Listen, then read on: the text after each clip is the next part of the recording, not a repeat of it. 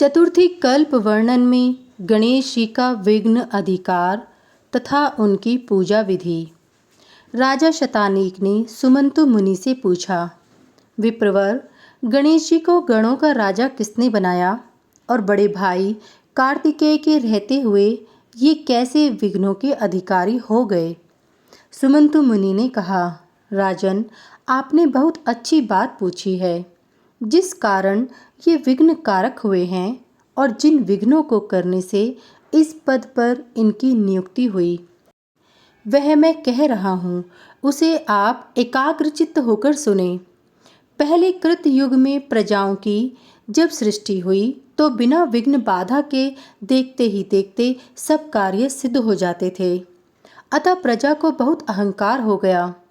क्लेश रहित एवं अहंकार से परिपूर्ण प्रजा को देखकर ब्रह्मा ने बहुत सोच विचार करके प्रजा समृद्धि के लिए विनायक को विनियोजित किया।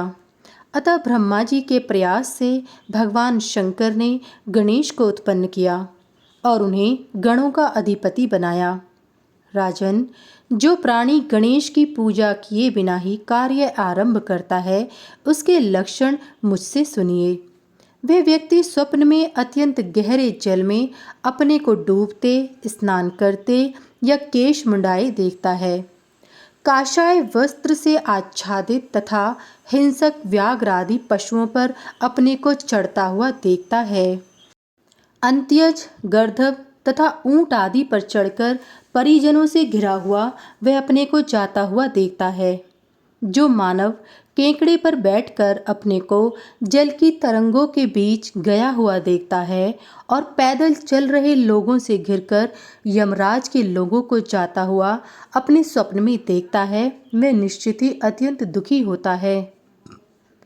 राजन, स्वप्न में जो अपने चित्त तथा आकृति को विकृत रूप में अवस्थित करवीर के फूलों की माला से विभूषित देखता है, वह उन भगवान विघ्नेश के द्वारा विघ्न उत्पन्न कर देने के कारण पूर्ववंशानुगत प्राप्त राज्य को प्राप्त नहीं कर पाता। कुमारी कन्या अपने अनुरूप पति को नहीं प्राप्त कर पाती। गर्भिणी स्त्री संतान को नहीं प्राप्त कर पाती है।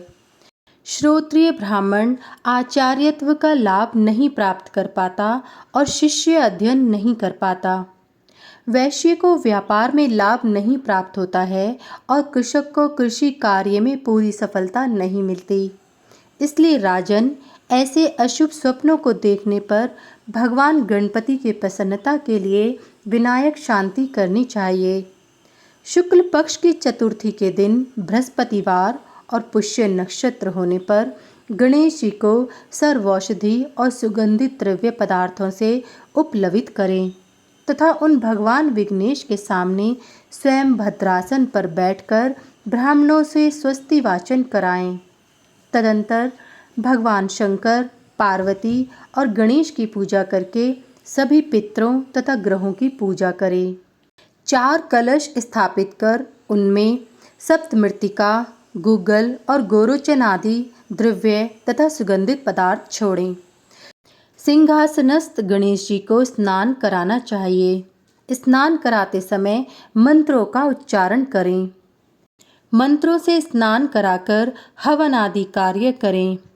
अनंतर हाथ में पुष्प, दूर्वा, सरसप, सरसों लेकर गणेश जी की माता पार्वती को 3 बार पुष्पांजलि प्रदान करनी चाहिए।